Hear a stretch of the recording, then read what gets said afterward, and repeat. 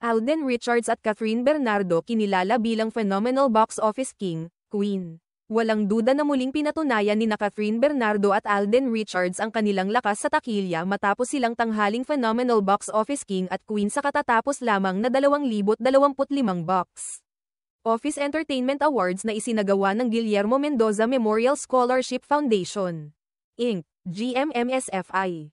Sa ulat ng Philippine Entertainment Portal, PEP, noong Martes ika-24 ng Hunyo. Kinilala ang tambalan nina Alden at Catherine bilang pinakamalalakas na puwersa sa pelikula ngayong taon dahil sa matagumpay nilang pagbabalik sa big screen sa pamamagitan ng romantic drama film na Hello, Love, Again. Ang pelikula, na nagsilbing follow-up o sequel ng blockbuster hit na Hello, Love, Goodbye, ay agad na naging crowd favorite.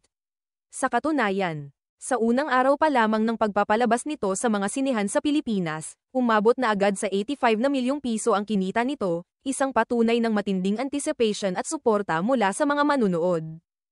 Ang pagsasama ni Catherine at Alden sa pelikula ay muling umani ng papuri dahil sa kanilang chemistry, lalim ng pag-arte, at makatutuhanang pagganap sa kani-kanilang mga karakter. Ang mga tagahanga man nila noon pa, o bagong sumusubaybay, ay parehong natuwa sa pagbabalik tambalan ng dalawa sa isang kwentong mas hinog, mas emosyonal, at mas tumatagos sa damdamin. Bukod sa lokal na tagumpay, usap-usapan din na papunta sa international scene ang pelikula, na posibleng ipalabas din sa mga piling sinehan sa labas ng bansa. Marami ang umaasang maulit nito ang tagumpay ng Hello, Love, Goodbye, na minsang kinilala bilang highest-grossing Filipino film of all time bago ito napatalsik sa pwesto. Hindi may kakaila na sa ngayon, ang Hello, Love, Again, ay tinuturing bilang isa sa mga pinakamalalaking pelikula ng 2025.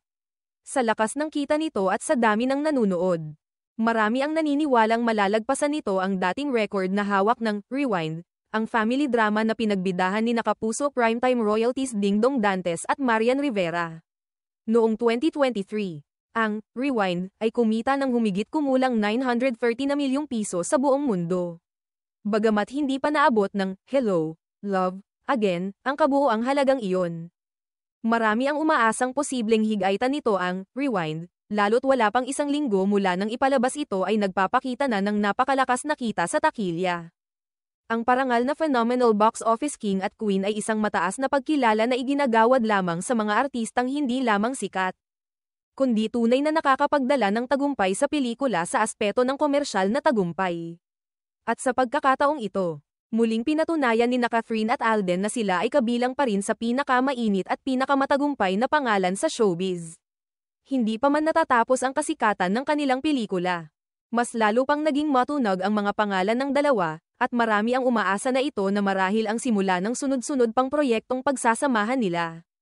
Sa kabila ng mga isyong personal na pinagdaanan ni Catherine kamakailan, at ang pagsisimula muli ni Alden sa mas seryosong roles, ang Hello, Love, Again, ay nagsilbing matibay na patunay na ang kanilang kakayahan bilang mga aktor ay higit pa sa mga love team at sa mga nakasanayang roles.